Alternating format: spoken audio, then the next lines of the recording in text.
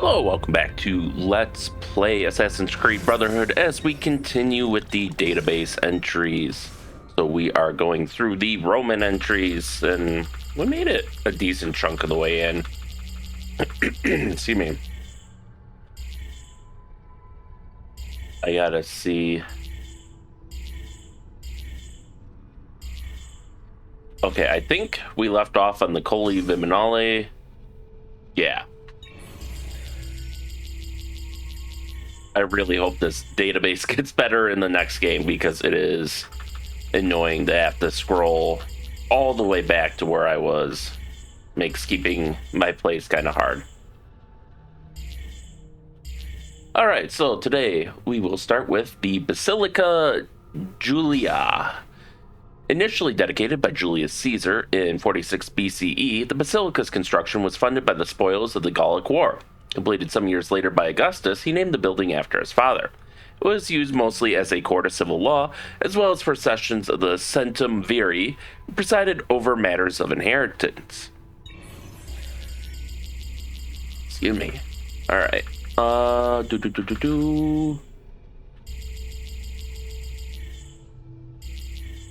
Here we go. Tempio di Antonio e Faustina. Standing proudly among its brethren in the Roman Forum, the Tempio di Antonio e Faustina was originally erected in honor of the deceased wife of Emperor Antonius Pius, Faustina the Elder. 20 years after its inauguration, Antonius Pius also passed away, and the temple was rededicated to both of them.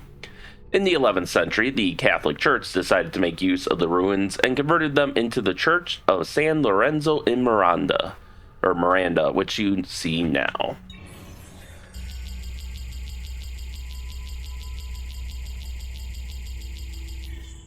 Alright.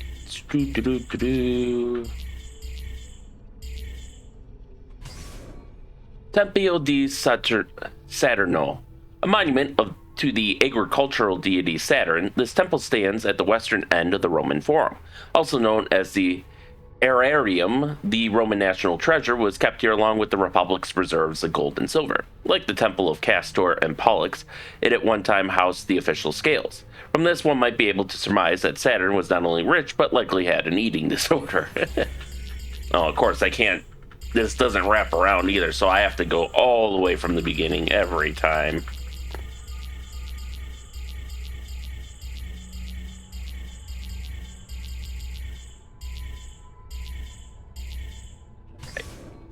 Santi Apostoli. This early Roman Catholic building was built by Pope Pelagius I to celebrate Narcissus' victory over the Ostrogoths.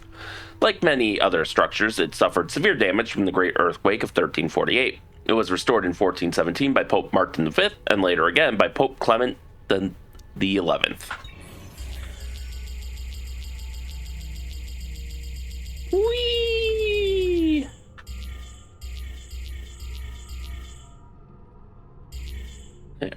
Rosa in Fiore. Founded in 1480, the Rosa in Fiore was known for its preferential treatment for members of the Vatican. The higher the rank, the more women allowed in the room at once. Madonna Solari, the first proprietor, developed a close friendship with several cardinals, eventually taking bribes for information about the assassins. Apparently, she outlived her usefulness. Once Claudia took over, members of the clergy came in more often than they ever did before. And Claudia had ways of making them talk. Wait, that went down wrong. I meant to write she was very persuasive. That's wrong too. She had a way with words. Descriptive words. Oh, forget it. I get the sense she didn't really partake in those activities much herself and left that mostly to her consorts, or her employees, rather. But, alright, Piazza Navona. This piazza was built on the site of the Stadium of Domitian, which was constructed during the 1st century. At the southwest end stands the ancient speaking statue of Pasquino. Unearthed and erected in the piazza in 1501, the statue was used by citizens as a signpost for social parodies and anonymous derogatory comments which were attached to it for all to read. Truly ingenious concept, in my opinion.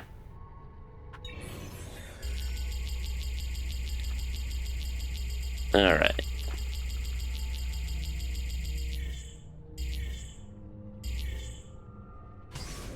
San Giovanni di Fiorentini. Once completed, San Giovanni became the national church of Florence in Rome. Pope Leo X initiated an architectural competition in 1508 for a new church to be built in place of the old San Pantaleo. The winning architect went by the name of Sansovino, but there were complications in construction and slowly ground to a halt. Many different people tried to finish the church over 2 centuries, and it was finally completed in 1734. There's something to be said for the efficiency of a dictatorship, although the death toll accompanying one is a little unsettling.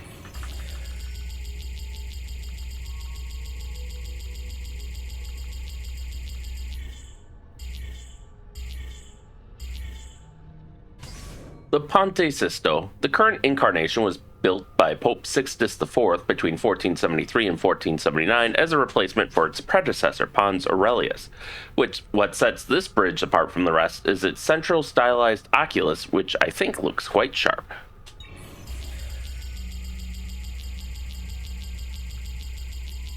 Alright, whee!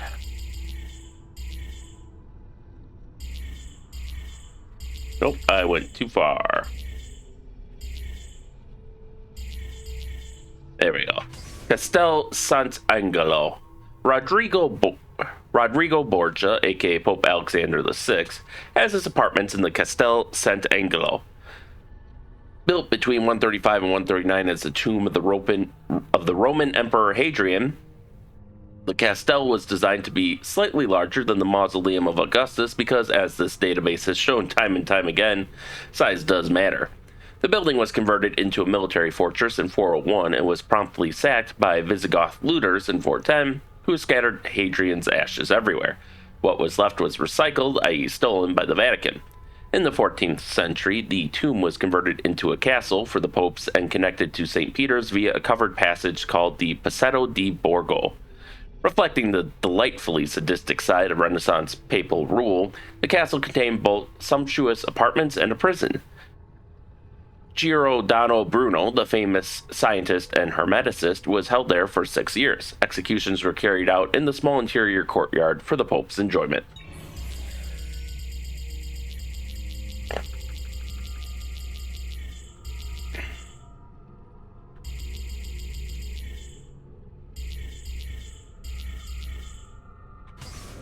The Ponte Sant'Angelo. This bridge was built to cross the Tevere from the city center to Hadrian's freshly completed mausoleum, which later became the Castel Sant'Angelo. In 1450, its balustrades buckled due to a surging mob of pilgrims making their way to the Basilica San Pietro, leading to a mass drowning.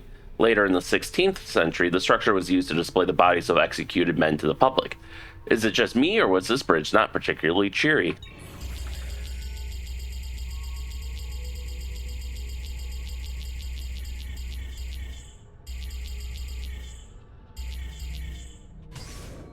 Santa Maria in Vallicella. What you're looking at now is the first church built on the site by Pope Gregory I, a modest structure dedicated to Santa Maria in Vallicella. In 1575, construction of the world-renowned cathedral got underway, which was eventually finished and consecrated in 1599. Well, that's not what I wanted.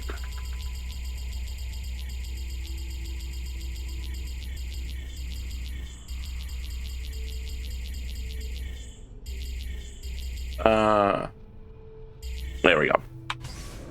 Basilica di Santa Maria in Ara Colli.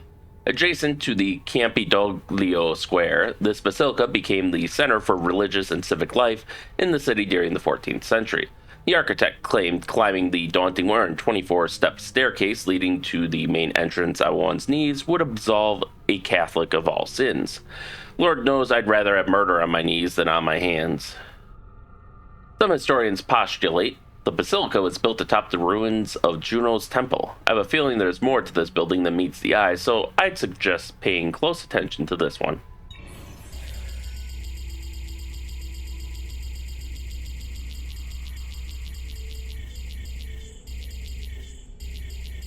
Alright, what do we got next? Palazzo Senatorial. Built between the 13th and 14th century as the senatorial seat for administration of justice in Rome, the palazzo is the dominating structure of Campidoglio. Tourists today would see an impressive double-flighted staircase in front, which was designed by Michelangelo. Not only intended to induce fear in the climacophobic, these stairs were a part of a commission Michelangelo received to redo several of the buildings on the Campidoglio at the behest of Pope Paul III for the sole purpose of impressing Charles V, then ruler of the Holy Roman Empire. Basically, the Renaissance political equivalent of a toddler doing headstands for his daddy.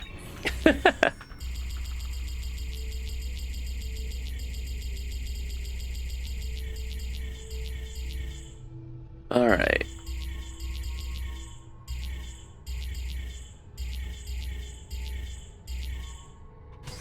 Ponte Fabricio.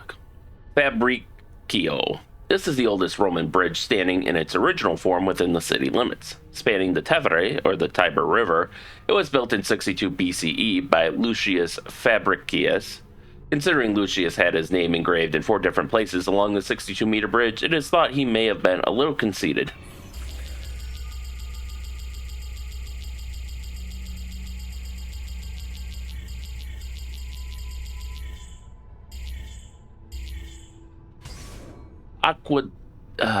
Aqueducto Claudia. One of the ancient aqueducts that supplied the city at its peak, the Aqueducto Claudia was able to provide all 14 districts with water. The hugely relied upon source inexplicably went dry for 9 years, right around the time Nero was building his modest golden palace. His little pet project required vast amounts of water, but luckily the main build site was at the foot of Claudia's Castellum, or storage reservoir. When the palace was completed, the water conveniently came back. To this day, historians are baffled as to what caused the drought. My bet, dramatic tension. No one likes Nero. Fuck Nero.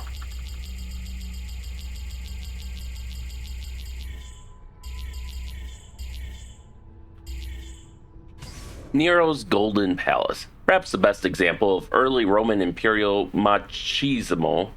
Nero had this gaudy monstrosity built after the Great Fire of Rome. Thought to have been as big as 300 acres, this gilded and bejeweled palace contained vineyards, pastures with flocks, groves, and a man-made lake. To top it off, Nero commissioned a 35-meter-tall bronze statue of himself to be placed just outside the main entrance, reassuring any doubters as to who exactly owned the building. The palace was known as a party villa, considering there were over 300 rooms, none of which were sleeping quarters. The list of ridiculous extravagancies goes on forever, one stand up being a mechanism powered by slaves that rotated the domed ceiling of the grand dining hall as the heavens, while raining rose petals onto Nero's guests below.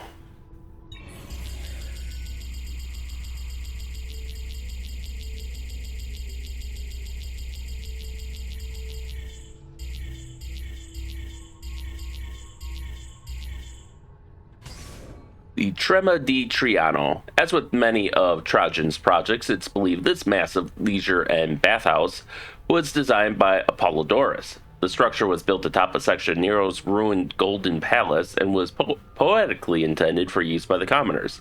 In 537, the siege of the Goths destroyed most of the Roman aqueducts, and the Terma di Triano were subsequently abandoned due to the loss of their water supply. Another public works project gone terribly wrong, but I'm sure throwing a few Christians to the lions in the Colosseum made up for it.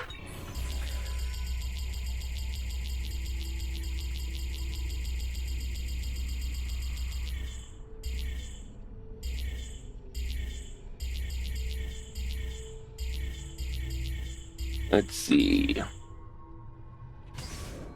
Esquilino. The southernmost of the 7 hills of Rome, Esquilino was another fashionable residential district.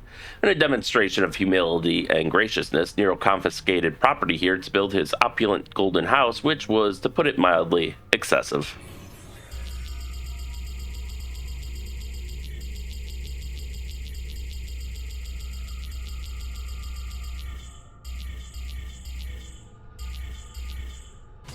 Colosseum, constructed from 72 CE to 80 CE under Emperor Titus, the Colosseum held up to 50,000 spectators and is considered one of the greatest architectural achievements in Roman history. The majority of the shows, be they gladiatorial, dramatic, or otherwise, were privately funded by rich families to demonstrate their opulence, creating spectacles that were universally adored by the people of Rome. Unfortunately, a massive earthquake in 1349 caused large-scale irreparable damage, and the Colosseum was left to ruin. In the mid-16th century, Pope Sixtus V wished to make use of the remaining shell and resolved to convert the structure into a giant wool factory to provide employment for Rome's prostitutes. Sadly, the Pope died before his brilliant idea could become a reality. And note the sarcasm there.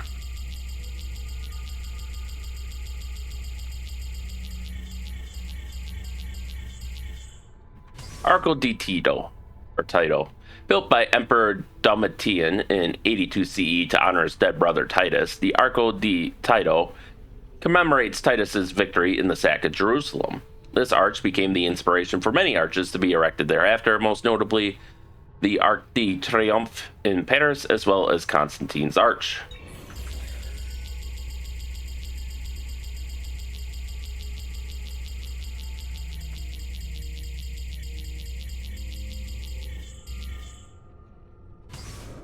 Arco di Settimio Severo, standing at the foot of the Campidoglio in the Roman Forum.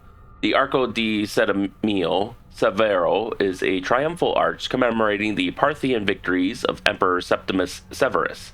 After Septimus died, his sons Caracalla and Geta shared rule as joint emperors. However, in 212, Caracalla had Geta assassinated and subsequently destroyed all records of Geta's existence, including Geta's image and inscriptions on the arch. I guess a healthy sibling rivalry wasn't so healthy for Geta. And I can't even hold down the arrow to make this scroll automatically. It wouldn't be so bad if there weren't like 80 entries for Rome. Tempio di Vespasiano. Standing at the western end of the Roman Forum between the Temple of Concordia and the Temple of Saturn, the Tempio was built to honor the Flavian dynasty, comprised of emperors Vespasian, Titus, and Domitian, or however you say that. As part of the deification process, construction was ordered by Titus shortly after his father Vespasian's death in 79. Legend tells us Vespasian's last words were, "Pity, I think I'm turning into a god," which, incidentally, will also be my last words.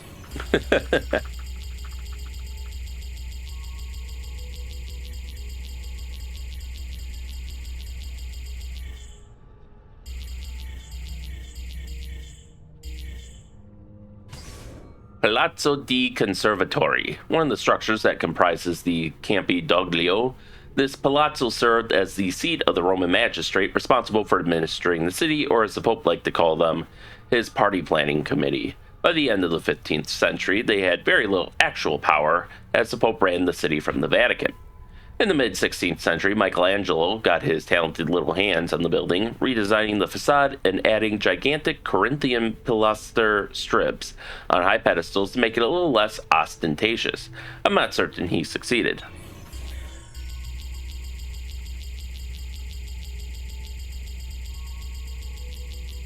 I'm going to spend more time scrolling than actually reading the database entries at this point. Il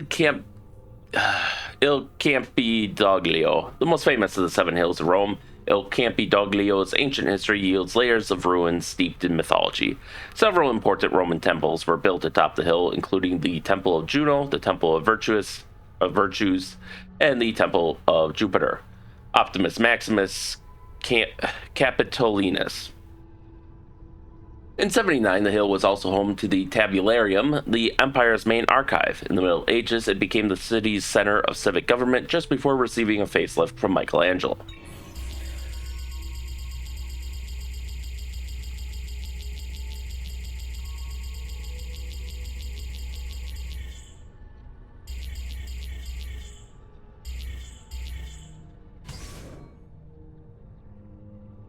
The Pantheon. This architectural wonder still stands as the world's largest unreinforced concrete dome 2,000 years after being built.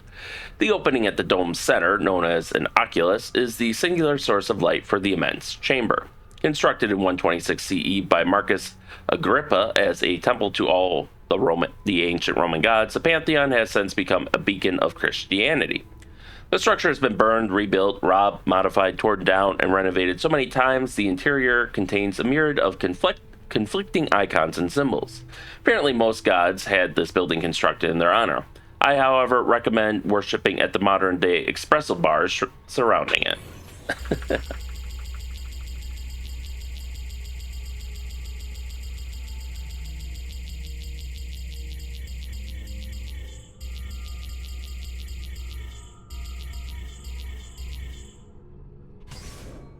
Mausoleo di Augusto. If you were anyone of importance in Rome and died between 24 BCE and 98 CE, you were buried in here.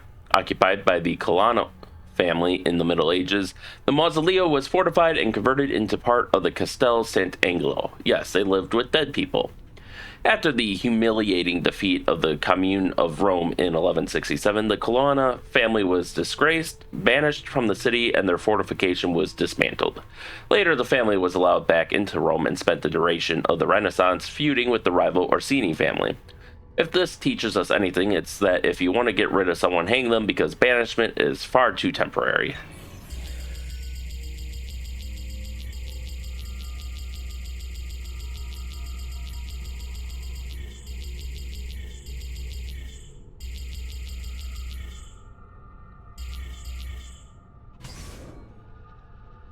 Piazza del Popolo. The future site of the famous Piazza del Popolo in the early 15th century, Piazza was merely the continuation of the Via Flaminia. As a result, it was most travelers' first view of Rome upon arrival. Powers that be eventually decided they'd rather the first impression of Rome be a little more impressive than a muddy expanse, so they set about building the beautiful square it is today. We are almost through the rest of the database entries.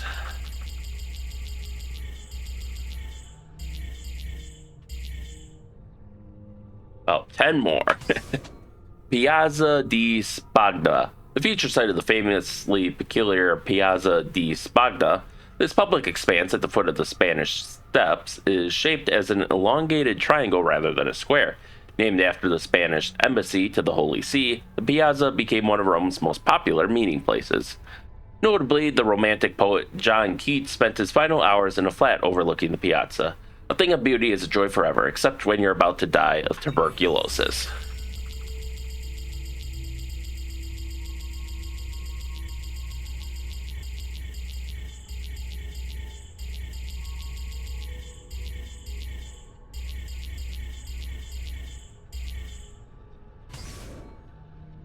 Trinita di Monte, best known for presiding over the Spanish Steps, which lead down into the Piazza di Spagna, construction of this church was completed in the early 1500s. Both the building and surrounding areas are property of the French state, who commissioned the project in celebration of their successful invasion of Naples, a very short-lived victory.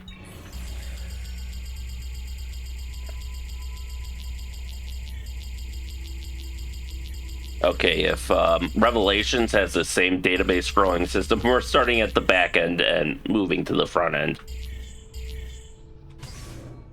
Aqua Vergine, named partially for the virgin waters that flow through its channels, and a myth that 30 Roman soldiers asking for water were led by a beautiful young girl to the source springs. How they knew she was a virgin is pretty self-evident. The Aqua Vergine is the most famous water source in Rome. Its springs provide the Trevi Fountain, the Villa Borghese, the north and south fountains of the Piazza Navona, and the fountains of Piazza del Popolo with their water, none of which you will get to see because they were all built in the mid-16th century. Considered to be some of the best drinking water in the world, Romans and visitors line up to fill containers from the fountains, although after a 2007 construction accident that halted the Vergine's flow temporarily, and the chemical cocktail distilled daily in the Trevi Fountain to keep it clean, I'd stick to tea. And I, click? No, of course not. That would be too easy.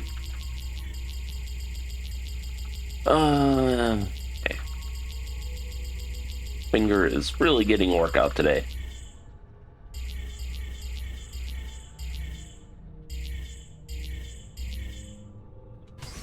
Porta Setimiana. In the Middle Ages, the Via Recta left through this gate leading to the Tevere or Tiber River port in Trastevere.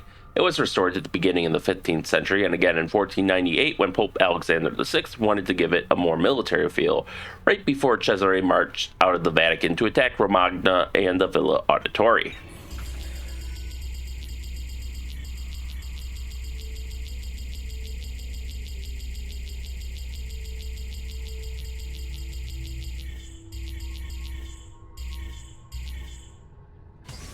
Mura Aurelian, enclosing all the seven hills of Rome. This line of city walls was built during the reigns of Emperor Aurelian and Emperor Probus from 271 to 275. It served as a deterrent against raiding clans of barbarians who liked to strike poorly defended suburbs and villages. In 545, during the Gothic War, Totila, king of the Ostrogoths, destroyed much of the walls in an attempt to reduce the Byzantines' ability to defend the city. And that's what's wrong with Goths today. Too much makeup, not enough village raising.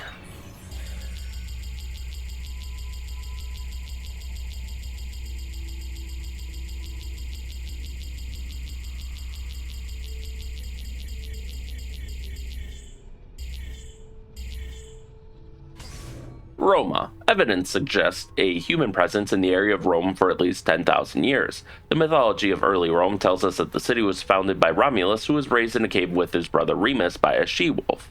Apparently, the two infant boys took their nourishment from her teat. A story like that must be true, right? Archaeological evidence supports that Rome did in fact grow from pastoral settlements on Colla Palatino, the future site of the Roman Forum, upon which there are several caves. Eventually, the Republic of Rome was founded circa 510 BCE. The successful and wealthy republic gave birth to the Imperial Roman Empires circa 27 BCE, which were sprawling territories ruled by succeeding emperors.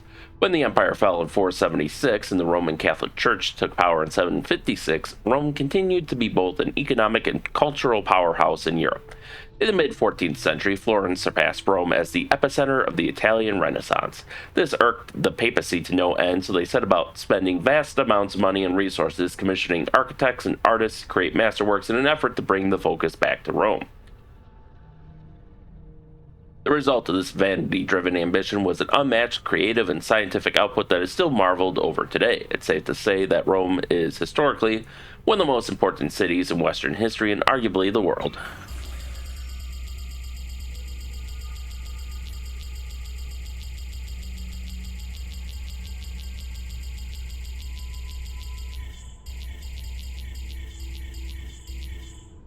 Missing entries. God damn it. Alright, well, I guess we'll be finding those missing entries. What, we're missing 5? Capella Sistina. Inspired by the architecture of Solomon's Temple, the Sistine Chapel is the most famous room in the Apostolic Palace, the Pope's Vatican residence. The chapel's famous ceiling frescoes were only begun in 1508, so no climbing across the finger of God, but the wall paintings that line the chapel, painted by Pietro Perugino, Sandro Botticelli, and Domenico Ghirlandaio, among others, are an ample consolation prize. As the Pope's personal chapel, Mass is frequently held inside, as are the papal conclaves, which occur after the Pope's death. The cardinals are locked inside the chapel and are not permitted to leave until a new Pope is elected. Only through smoke signals sent up a chimney to announce the new Pope can they escape. Worst of all horrors, no cardinals, less ill, can be attended inside by more than one servant. That's just cruel. Kind of curious what I all missed, but I think that was the last entry that we have unlocked. Yeah, so I thought today was going to be the last episode, but apparently not. So we'll be back next week to finish these 5 entries off. I'll figure out what they are and unlock them, and then after that, we'll probably just head on over to Revelations. So with that, thank you all for watching, and stay tuned for next time, and stay safe out there, and we'll see you then.